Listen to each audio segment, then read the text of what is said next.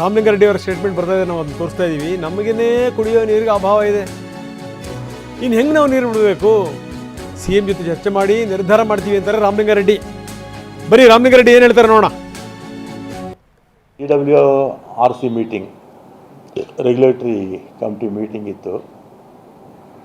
ಅವರು 3,500 ಕ್ಯೂಸಿಕ್ಸ್ ನೀರು 15 ದಿನಕ್ಕೆ ಬಿಡಿ ಅಂತ ಹೇಳಿದ್ದಾರೆ.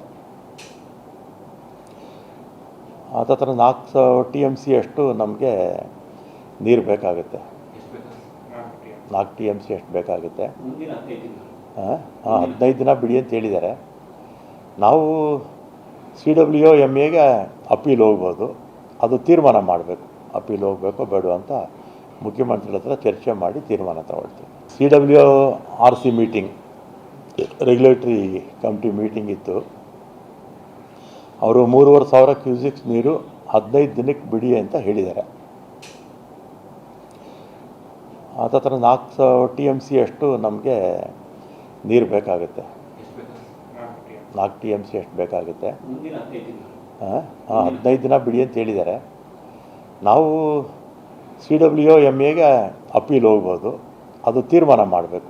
ಅಪೀಲ್ ಹೋಗಬೇಕು ಬೇಡ ಅಂತ ಮುಖ್ಯಮಂತ್ರಿಗಳ ಹತ್ರ ಚರ್ಚೆ ಮಾಡಿ ತೀರ್ಮಾನ ತಗೊಳ್ತೀವಿ. ಇದು ರಾಮಲಿಂಗಾರೆಡ್ಡಿಯವರ ಮಾತು. ನಮಗೇ ನೀರಿನ ಕೊರತೆ ಇದೆ, ನಮಗೇ ಅಭಾವ ಇದೆ, ಎಲ್ಲಿಂದ ತರಬೇಕು? ಸಿ ಎಂ ಜೊತೆ ಚರ್ಚೆ ಮಾಡ್ತೀನಿ, ಚರ್ಚೆ ಮಾಡಿ ಒಂದು ನಿರ್ಧಾರಕ್ಕೆ ಬರ್ತೀನಿ.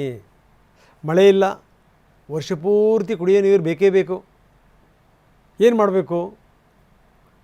ಇದು ರಾಮಲಿಂಗಾರೆಡ್ಡಿಯವರ ಪ್ರಶ್ನೆ. ಈಗ ಕಾವೇರಿ ನೀರು ನಿರ್ವಹಣಾ ಪ್ರಾಧಿಕಾರಕ್ಕೆ ಈ ಮೇಲ್ಮನವಿ ಸಲ್ಲಿಸುವಂಥ ವಿಚಾರಕ್ಕೆ ಸಂಬಂಧಪಟ್ಟಂಗೂ ಕೂಡ ಚರ್ಚೆ ಮಾಡ್ತಾರಂತೆ. ಚರ್ಚೆ ಮಾಡಿ ಒಂದು ನಿರ್ಧಾರಕ್ಕೆ ಬರ್ತೀವಿ ಅಂದಿದ್ದಾರೆ ರಾಮಲಿಂಗಾರೆಡ್ಡಿ. ಏನು ಮೀಟಿಂಗ್ ಸೇರಿದ್ವು ಅಂದ ತಕ್ಷಣವೇ ನಮಗೆ ಸೋಲು ಕಟ್ಟಿಟ್ಟ ಬುತ್ತಿ ಅಂತ ಅರ್ಥ. ನ್ಯಾಯ ಸಿಕ್ಕಿರುವಂಥ ಉದಾಹರಣೆಗಳು ತುಂಬ ಕಡಿಮೆ. ತೀರಾ ಇಂಥ ಸಂದರ್ಭದಲ್ಲಿ ಅಗ್ನಿ ಪರೀಕ್ಷೆ ನಮಗೊಂದು ಲೆಕ್ಕದಲ್ಲಿ. ಕೆರೆ ಕಟ್ಟೆಗಳು ಒಣಗಿ ಹೋಗಿವೆ, ಡ್ಯಾಮಲ್ಲಿ ನೀರಿಲ್ಲ, ವರ್ಷ ಪೂರ್ತಿ ಕುಡಿಯೋಕ್ಕೆ ಮ್ಯಾನೇಜ್ ಆದರೆ ಸಾಕಾಗಿದೆ.